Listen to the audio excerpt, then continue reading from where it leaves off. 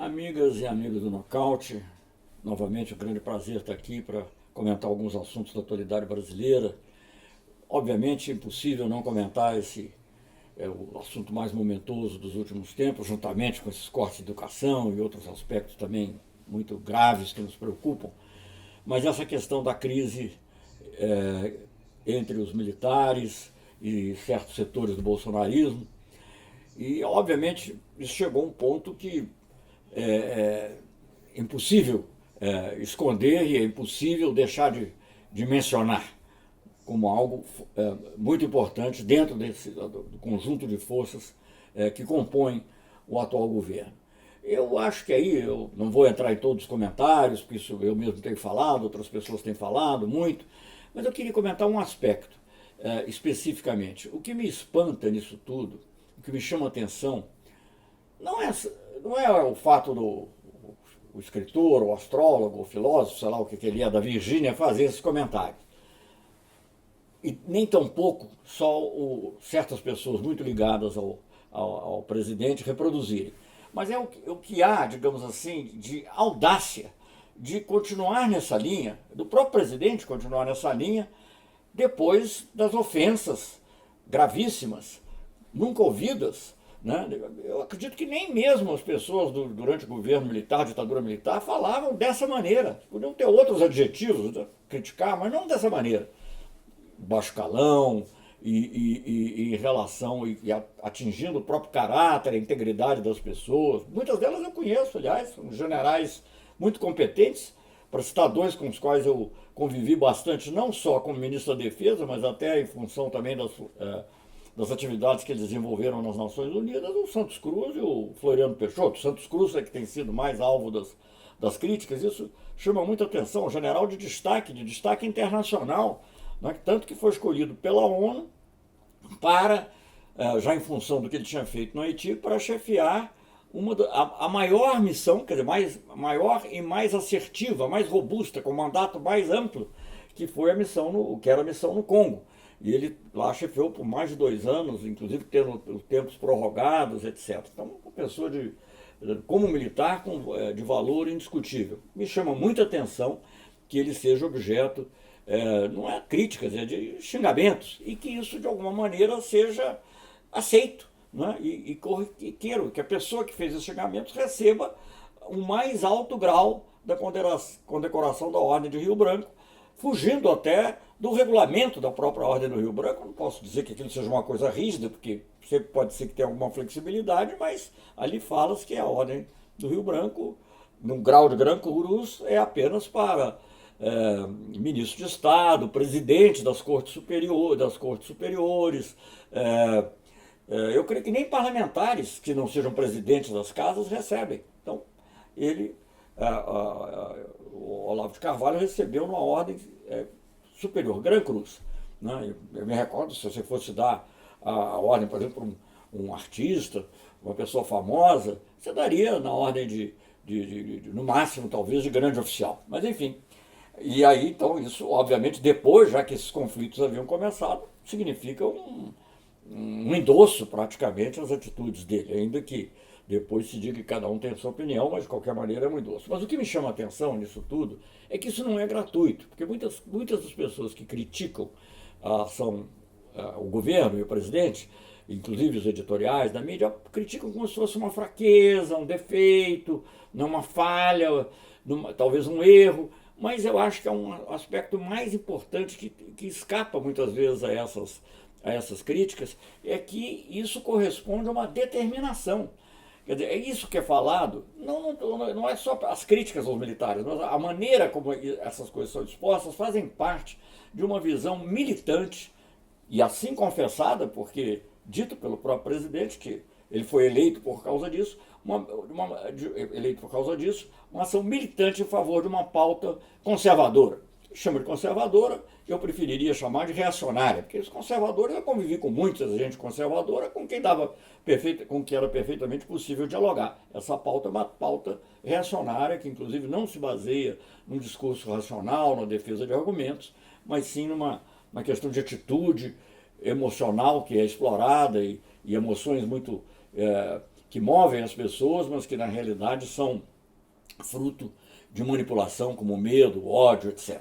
Então isso é muito preocupante, porque eu vejo que, digamos, uma coisa é você ter o choque com os seus opositores que não votaram em você, outra coisa é você talvez ter o choque com uma ala de um partido, outra coisa, um choque com os militares, que tem 8 ministros no governo, um número também fantástico, porque se você excluir os próprios ministros das antigas pastas militares, nem sequer nos governos lá durante o período da ditadura houve tantos. Então é uma ousadia, né? Então essa ousadia que é sempre dar passos à frente, né, até faz pensar realmente nessa comparação injusta do ponto de vista intelectual, mas interessante que tenha sido dito, do general Vilas Boas, quando disse que é um Trotsky da direita. Né? Nessa questão da ousadia, poderia haver efetivamente até uma semelhança. Está sempre indo à frente, no sentido, nesse caso, num sentido, a meu ver, muito perigoso para a sociedade brasileira, porque isso tudo repercute em outras situações. Nós já temos visto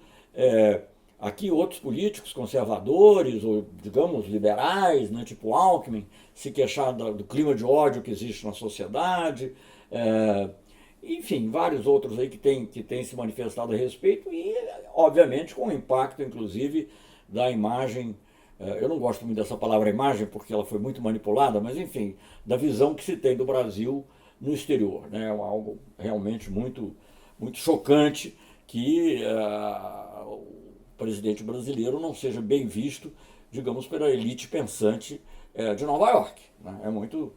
Não vamos, digamos, todos achar que tudo que vem nos Estados Unidos é necessariamente o melhor, mas ali era a elite pensante, os cientistas, os movimentos sociais, etc. Isso é muito preocupante e isso tem uma influência, inclusive, econômica. Não adianta dizer que não quer ligar para isso, porque você não consegue constituir ou construir, digamos, um isolamento, um muro para se isolar das opiniões políticas e dizer, não, mas os canais econômicos estão abertos.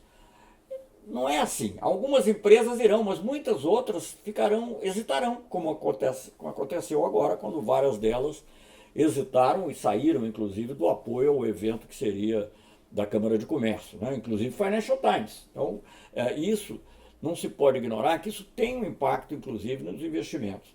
Claro que outras coisas também tem, mas o fato do Brasil ter saído da lista dos países atraentes, não está entre os 25 mais atraentes, é evidentemente um reflexo de muitas coisas, né? Sobretudo da situação econômica, do desemprego, da ausência de crescimento, enfim, de tudo que está acontecendo aqui também na parte econômica, que já vinha acontecendo durante o governo Temer, mas é também fruto da insegurança em relação a essa instabilidade que é criada com essas atitudes que eu mencionei. Isso é muito preocupante, isso também porque eu acho que, bem ou mal, sem dúvida, como tem sido apontado, os generais que estão ali no palácio, em volta do palácio, têm tido uma atitude moderada em questões, sobretudo, da política externa, né, e eu diria que a mais notável delas em relação à Venezuela, onde existe ainda efetivamente o perigo de uma intervenção militar, e não tenham dúvida, uma intervenção militar não autorizada pela ONU é guerra. É guerra. Aliás, pela ONU também, mas aí é guerra da ONU. Nesse caso, não, é guerra. Então, o Brasil, que não tem uma guerra no nosso continente desde a Guerra do Paraguai, há mais de 140 anos, poderia ser envolvido nisso. Isso é muito grave e os militares têm atuado com bom senso nessa área. Então, eu me preocupo um pouco também, um outro lado dessa crise que me preocupa, é que o eventual afastamento dos militares nos deixa numa situação de risco ainda maior. Não sei. Então, eu acho que isso tudo é uma coisa muito preocupante e que merece uma atenção, sobretudo por esse aspecto que eu mencionei. Não se trata de fraqueza, não se trata de um erro menor, trata-se de uma estratégia. É uma estratégia talvez intuitiva, não formulada, mas é uma estratégia de você afirmar cada vez mais essa linha, digamos assim, que enfatiza a diferença, enfatiza o ódio, enfatiza a raiva, que não corresponde ao sentimento dos brasileiros em geral e nem sequer dos militares hoje em dia, passada aquela fase do anticomunismo da Guerra Fria, nem eles. Eu convivi com eles ali no governo Lula, governo Dilma, que eu fui ministro da Defesa. Tínhamos uma relação muito boa. Aliás, o próprio general Vilas Boas, que era comandante da Amazônia no meu tempo, quantas vezes eu assisti a apresentações do general Vilas Boas sobre operações ali na Amazônia, o sentido nacionalista de proteção da Amazônia, ainda que esse sentido nacionalista talvez não se manifeste tão bem em relação a outros temas, mas, enfim, e essa visão de contato, até com povos indígenas, os militares frequentemente foram utilizados para ter um diálogo com populações indígenas, porque muitos ali, sobretudo da Amazônia, tinham muito. E o que a gente vê hoje é o contrário. Né? Então, o que a gente vê é que essa influência moderadora, que se expressa em outras áreas também, além da política externa, pode estar sendo, digamos, comprimida e afastada do centro do poder, o que apenas agravaria situações que a gente vive, situações que também são muito graves na área da educação. Né? Eu, por exemplo, discordo de muita coisa do presidente da Câmara, mas ele escreveu, a meu ver, um magnífico artigo, magnífico nessa parte, que é a parte principal do artigo, recentemente, sobre a questão da educação, né? Defendendo, inclusive, a permanência das humanidades, né?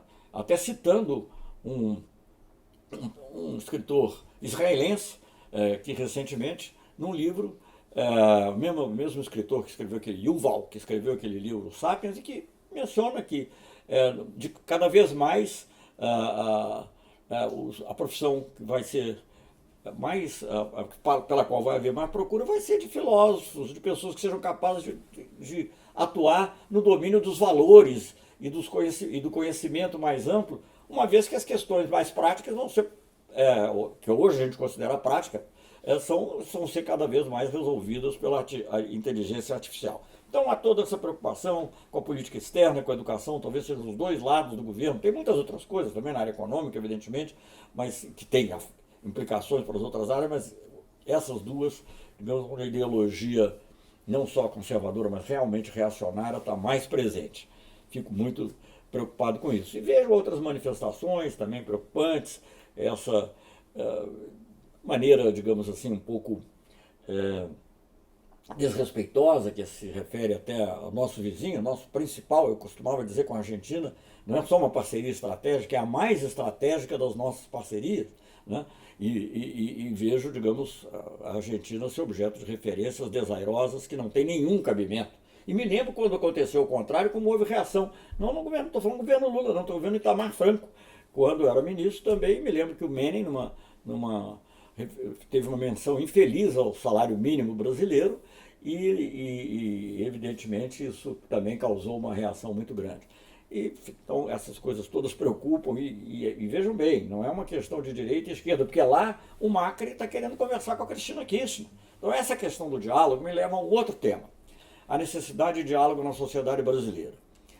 E para que haja um verdadeiro diálogo na sociedade brasileira, há uma condição que tem que ser preenchida, entre outras, mas uma muito importante, que é a liberdade do presidente Lula. O presidente Lula, o ex-presidente Lula, é um ator indispensável na discussão política no Brasil. Ele é o único por meio do qual a grande massa das pessoas pobres no Brasil, sobretudo aqueles que tiveram a sua vida, que são muitíssimos, cuja vida melhorou muito, negros, nordestinos, mulheres, LGBTs, mas eu diria, vamos dizer, a população mais pobre do Brasil, que teve a vida efetivamente melhorada com as medidas que todos conhecem, não preciso citar, Bolsa Família, Minha Casa Minha Vida, Luz para Todos, etc.